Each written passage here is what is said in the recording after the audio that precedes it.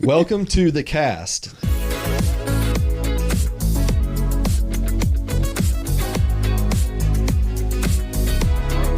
And I have Emily Taylor with me, Pastor Chris Stubbs, and I'm Gary West. And let's see, this is our second podcast. Number two. This is really kind of my favorite time of year. We're coming off two of the best weekends of the year. The start of college football. Amen. And then the start of the NFL season. Plus, opening day dove season, 3-day weekend. I mean, I'm out. You're out? Not a football? No, I am. I just don't. I don't know enough. Like, it's a guy thing. Go on. Proceed. I want to know, what did the doves do to you? The doves, they taste so fantastic. It's unreal how good they taste. I'm waiting. And it's just like, it's prepping. It's like, you have squirrel season in August, but dove season's like the first hint of it's hunting season to me. Okay. Anyways. I gotcha. So. All right. They're fantastic. Well, as the only non-hunter here today, I don't think I've ever tried it. You never tried it? No. I don't think I've ever eaten dove either. Next time. Shannon. Where's Shannon? Bring some dove. Shannon's had some doves. They're fantastic. Sweet. Good. Fantasy football team won. I'm 1-0. Nice. So that's a positive. Well done. That's kind of what's going on with me and my world. Emily, what about you? I have nothing. Nothing. I'm boring. Okay. I really don't. I actually was thinking about that today. I'm like, okay, I know they're going to ask, what have I done this week? Nothing. Living the life. But you did it well. Yeah. Of course. Okay. Live my life. I gotta be honest. The older I get, the more nothing feels like a whole lot of something. Just saying. You can get worn out just doing nothing. No, I just don't get to do nothing. When's the last time I did nothing? No idea. No idea.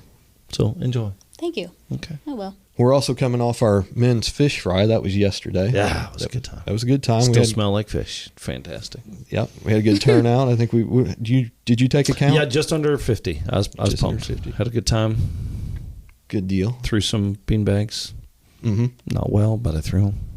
You didn't get knocked out in the first round, though. I did make it past the first round. Yeah. Is that the criteria? Well, you did better than I did. Well, okay. I lost I'll take it. Lost in the first round. I'll take it. We won't talk about that. Okay, let's move on. I have a question. Yeah. Was it a lot of people from the church, or were there people that were from the community? No, we had some guests. I think off the top of my head, I would say 1, 2, 3, 4, 5, 6 guys were not church attenders at least. So that was good. Yeah, That's great. Cool. Guys brought some friends. I was going to come up with that number too. Okay. And we had plenty of fish. We gave some of it. We did.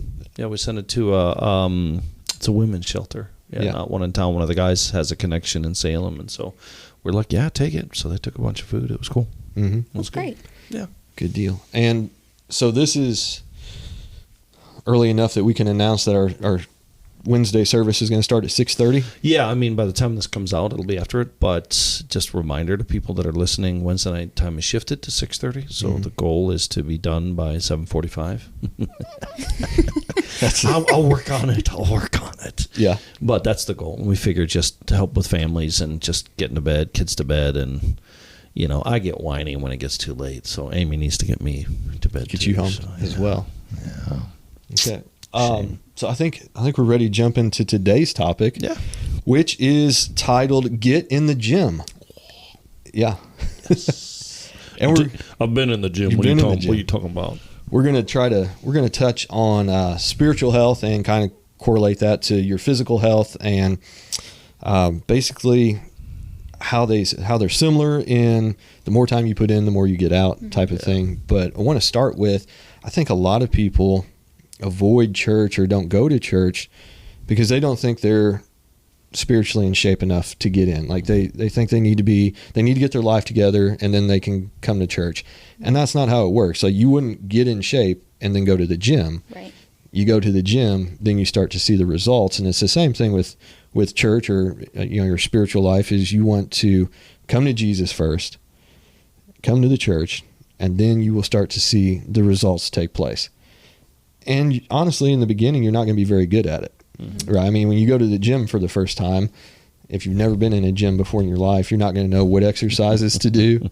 You're not going to know how it feels. But the consistency is the key to the whole thing, is going consistently.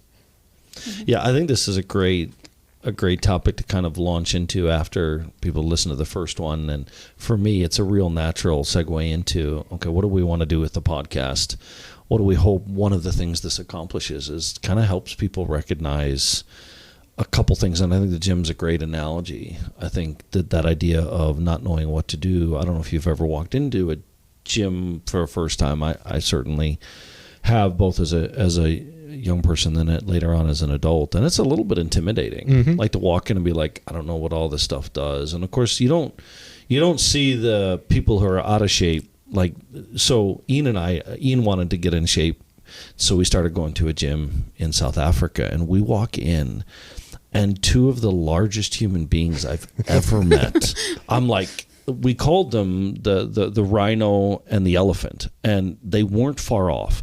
Just completely, I don't know what the right word is, huge, mountainous, jacked, swollen. I don't know what it was.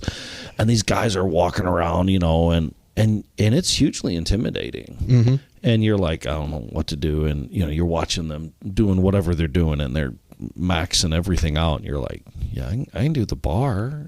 I can't do anything else. So I think it's a great place to start and just kind of think about, and you've already said it, man, you don't really know. You're unsure of what to do. Yep. It's really intimidating. You don't know the rules. I was thinking about it.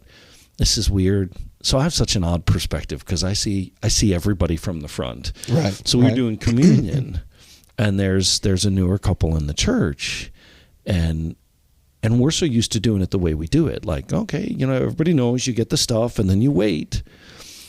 And there's, I'm now thinking of another person who was like, I just took them straight away. I didn't know what I was supposed to do. And then there's a new couple who've been in church, but another church.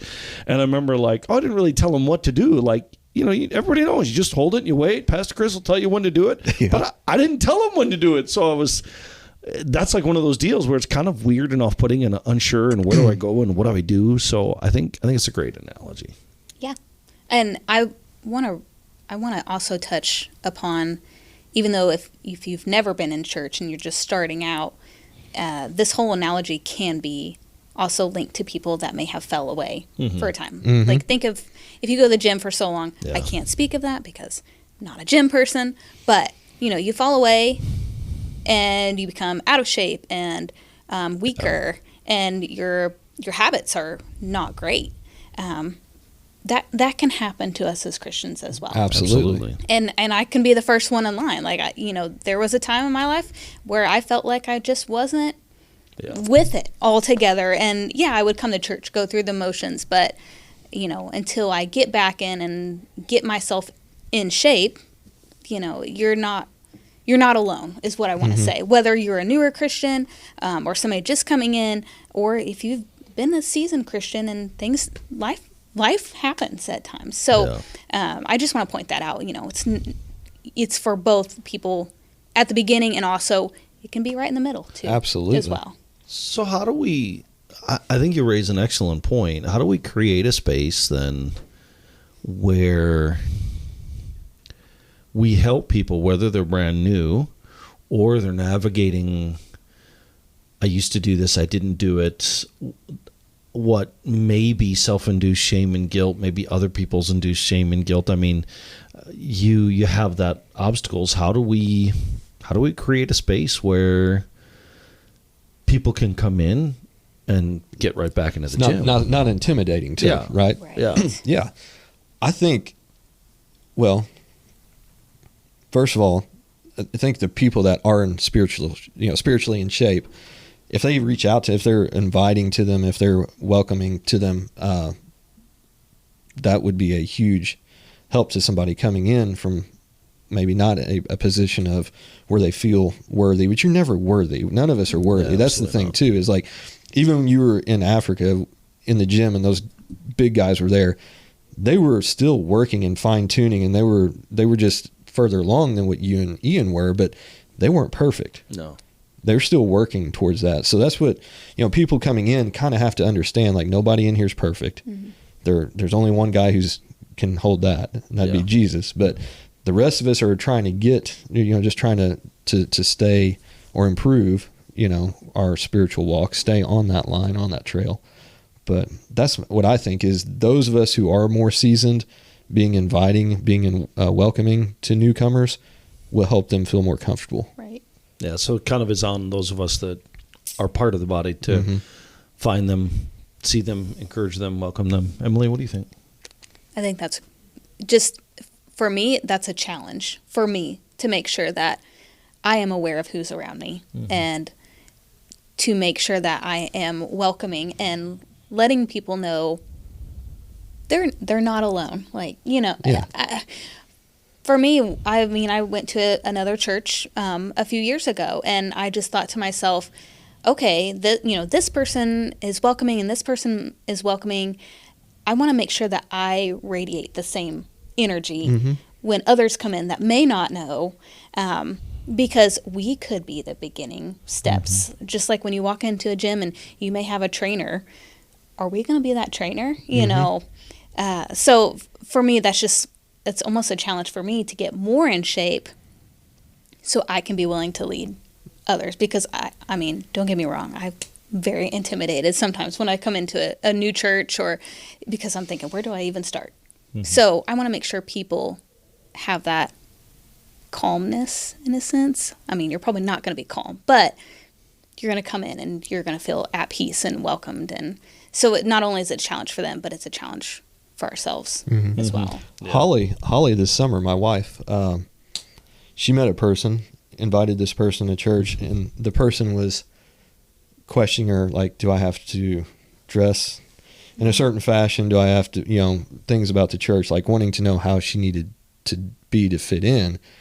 And it's like, no, you can just come and we'll take you how you are. You don't have to dress a certain way. You don't have to have a certain status or anything like that. Just come, and all that stuff will work itself out.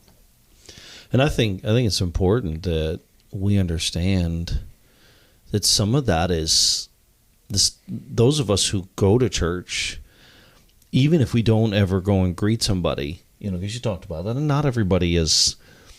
I mean, no one's really comfortable going up and greeting somebody who's new. I mean, I'm a huge people person, and it still is like, all right, you got to go do it, because it's a little bit of an awkward step. But I think even something as simple as the way we dress communicates something to people.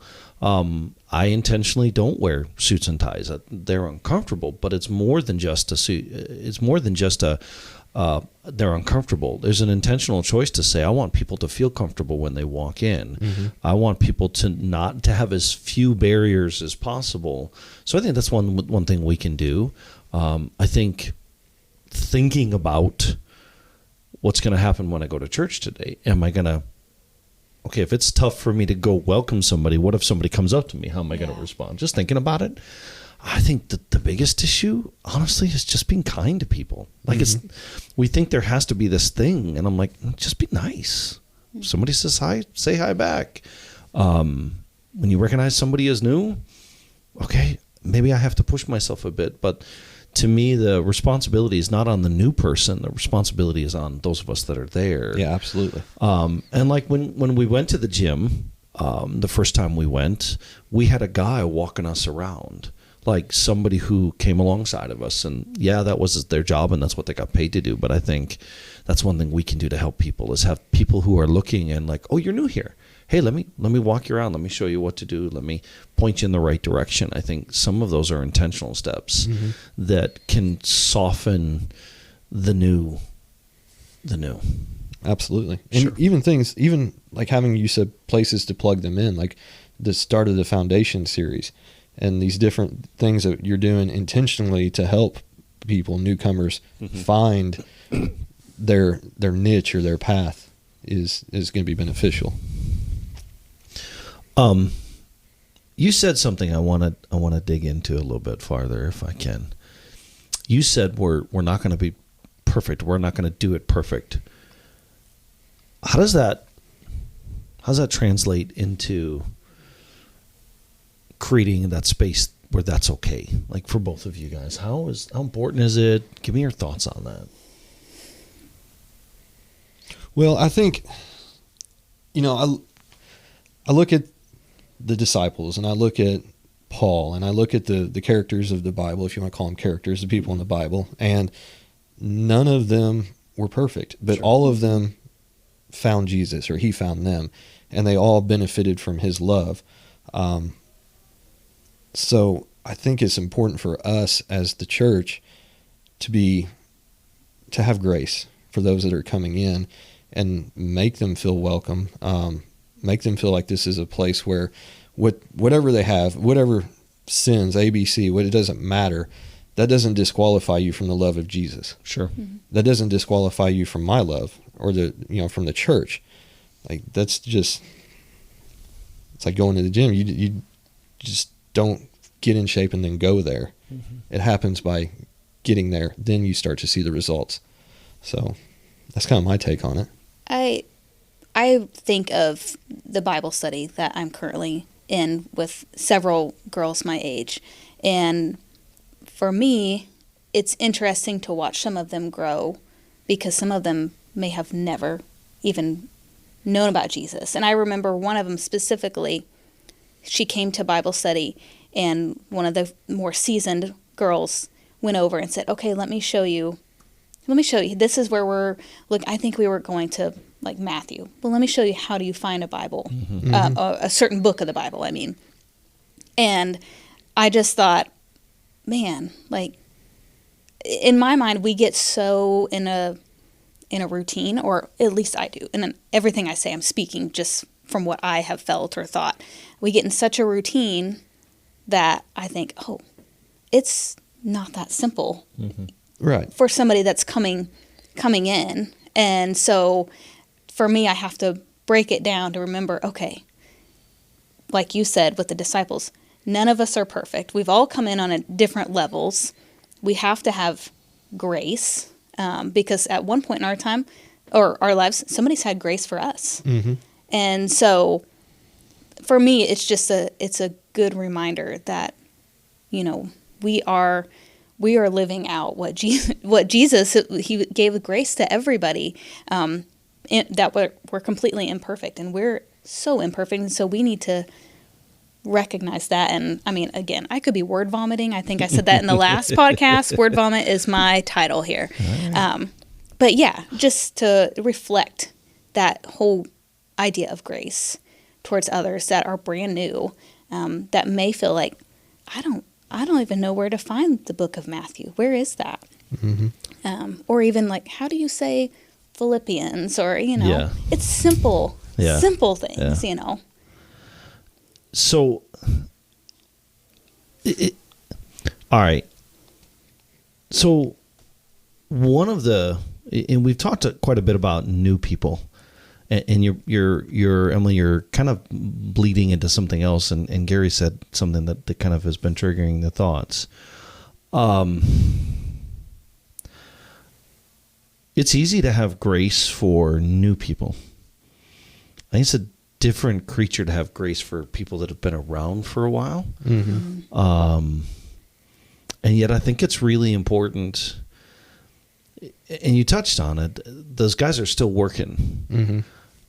I think it's easy to say, well, they're new, we should have grace. Help them turn to Matthew, help them to figure out, they don't know where to go, they don't know where the bathrooms are, they don't know where the kids' ministry is. We say, we have lingo inside of church that we don't even hardly think Christianese. about. Yeah, that and even inside of this space that's different. We're going to the fellowship hall. Not everybody calls it a fellowship hall. We're going to the foyer. Not everybody calls it a foyer. We're going to the cafe. I don't really know where the cafe is. I mean, like we have things that we talk about. There'll be phrases that people use, stuff that I've said that doesn't always help. I think that's easy to see the new person that needs the grace. I think for me, sometimes the greater challenge is to give grace to those people that have been here for a while. And yet we all want grace just as much as anybody else wants grace. So when I don't make it to the gym or I'm not as consistent, we don't destroy one another. We're working to build one another and strengthen one another. I think that's important. And there's somebody who struggles with that in our church. and I want to name names today. Go ahead.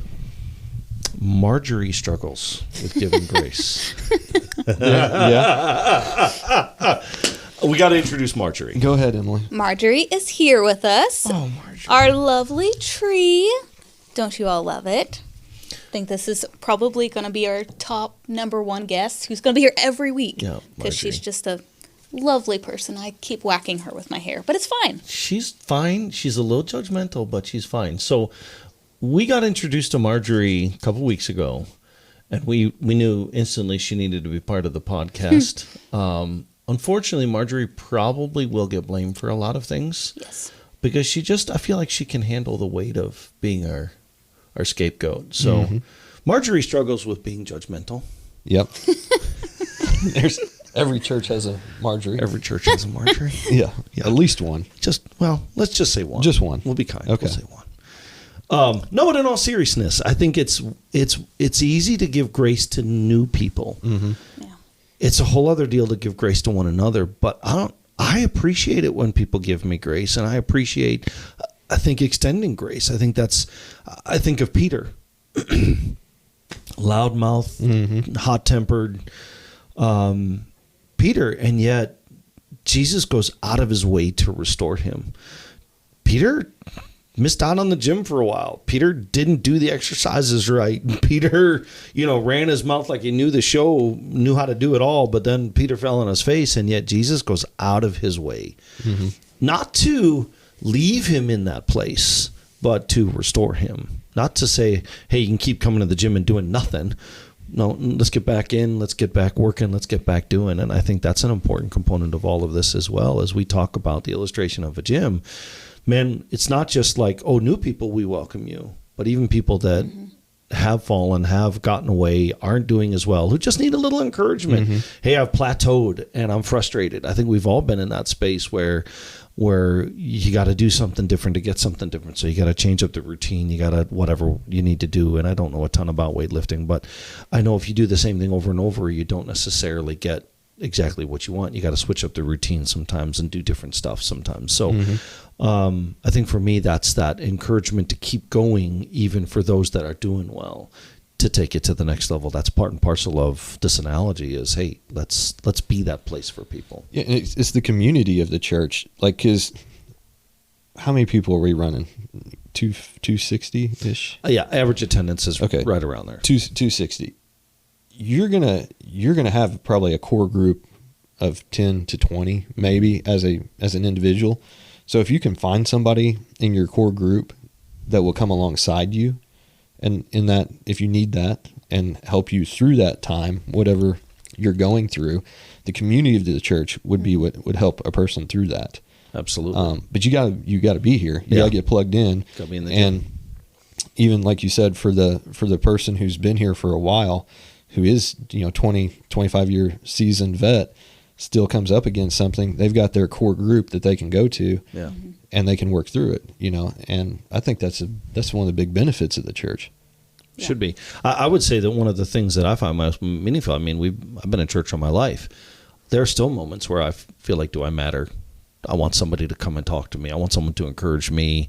We all feel that way. I've always wondered that about pastors. Like, who's encouraging you? Who do you go to? The Holy Spirit is encouraging me. I mean, he is, for sure. You get everybody you got 260 people relying on you, and there you are at the head of the ship. Like, you got to have other pastor friends you can go to. The Lord's faithful. I mean, I have other pastor friends. We have a great congregation. People regularly find ways, and it's cool to see how the Lord does that.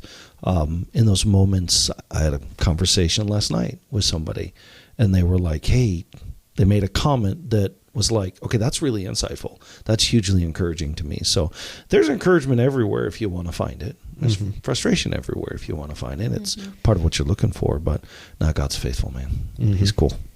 That's wonderful. I've just thought about that many times, and I've even had conversations with my mom. Like, who encourages PC? I mean, it just, because I know there are so many people in the church that are going through so many things. Sure.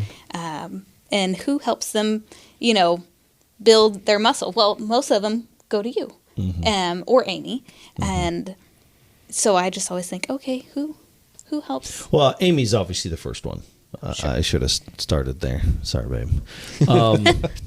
But she is. She's my biggest cheerleader, and in the best ways. She's a source of advice and direction and all that stuff. And it is. I mean, there's other pastor friends that do, but we have a great church. Our church really does find ways, and it's interesting who the Lord brings to do that with, because it's not the same two people every time. Mm-hmm. It's from a lot of different places. That's cool. And I would label both of you guys as encouragers. Well, I mean, I'll take it. Absolutely. So I'll take that. You guys have been sources of encouragement for us as well.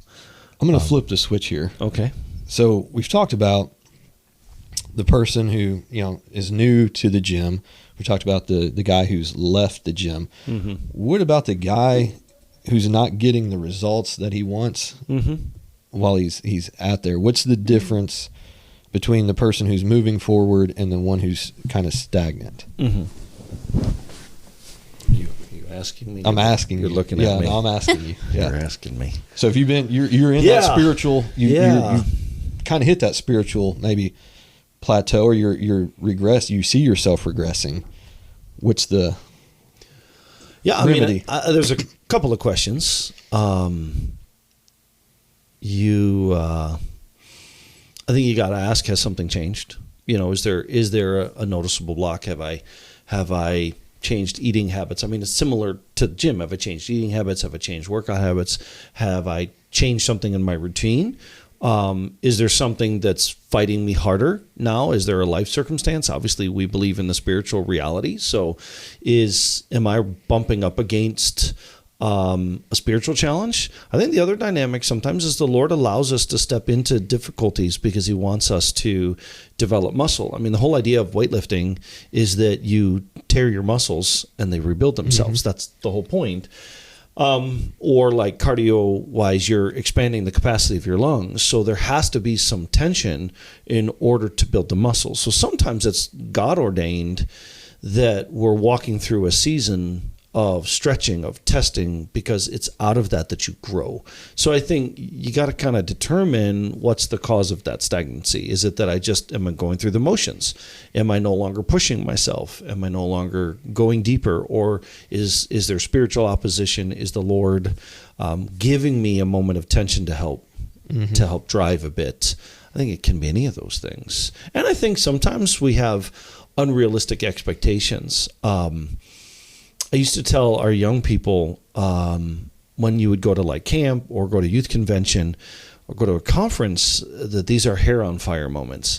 And you come away and it's all like your hair's on fire for Jesus. And I'm like, but you can't live that way.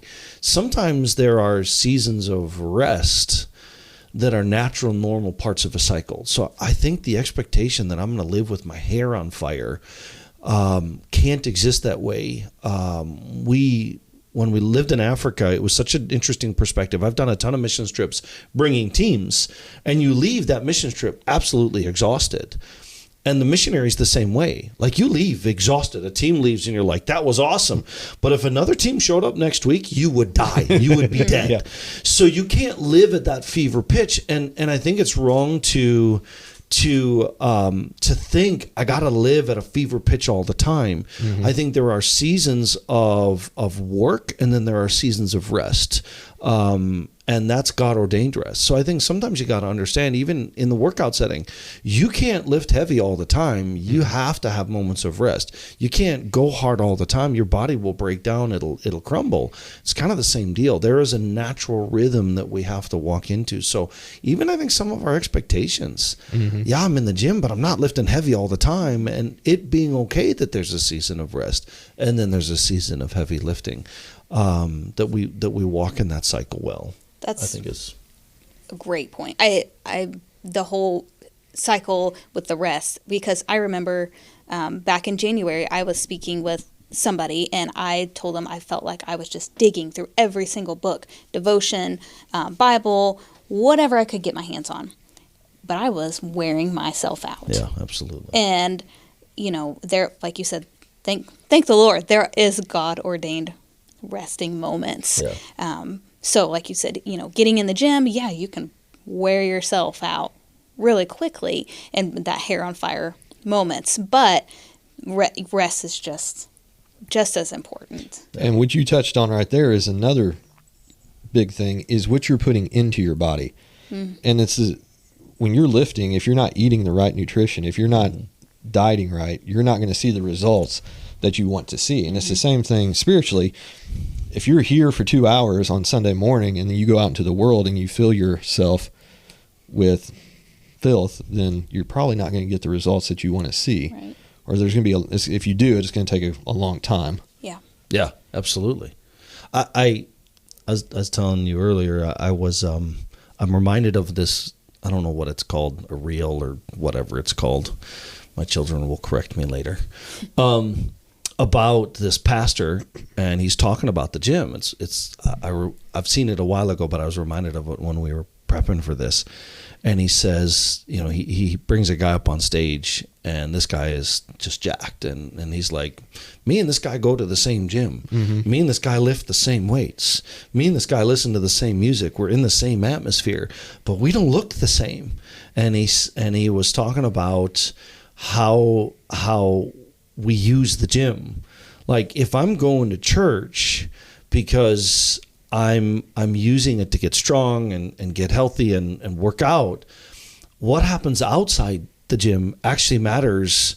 What am I using the gym for? And the point he made was some people go to the gym and bring the gym with them, is what he said. They go outside and then they look at that food and they're like, no, I'm not eating that because I went to the gym. I want the gym to be maximized in my life, so I'm not eating that, and I'm not going to go do that, and I'm gonna maintain a lifestyle because I went to the gym. I'm going to avoid things. Mm-hmm. And then other people will go to the gym and say, oh, I went to the gym so I can eat that. I went to the gym so I can consume that. So kind of the point being, what happens outside of the gym matters. The gym is good. It's a great place, and being in church is awesome, but you're getting 4 hours tops a week. What happens outside matters. And am I using the gym to justify my excess, or am I using the gym to deny the excess in my life? What am I doing with the gym when I'm not in the gym? Because the gym is most effective when I bring the gym with me, when I live like I've been to the gym, instead of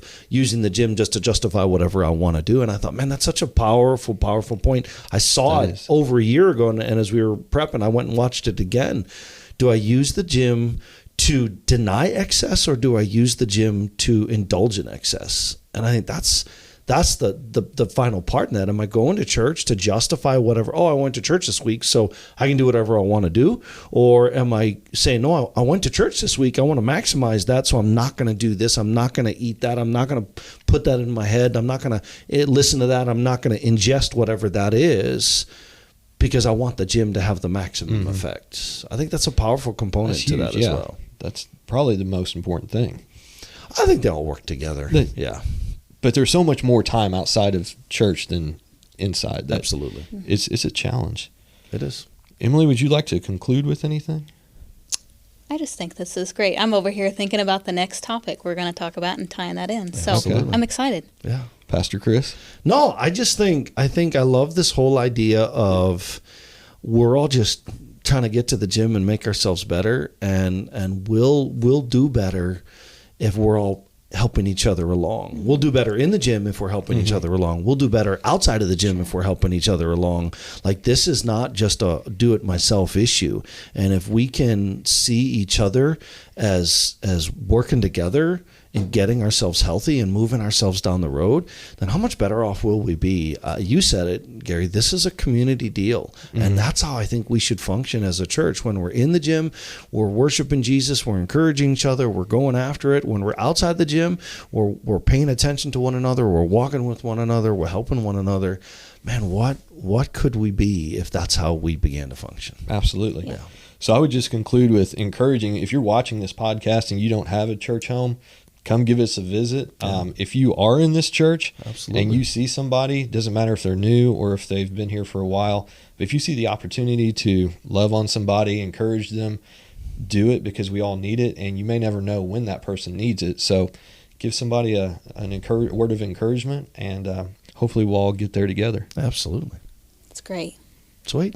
This has been The Cast, a production of Bedford First Assembly of God in Bedford, Indiana. Your hosts were Emily Taylor and Gary West, produced by Shannon Hiles and Tia Hiles, and engineered by Tim Ray. Be sure to watch for new episodes of The Cast every Monday.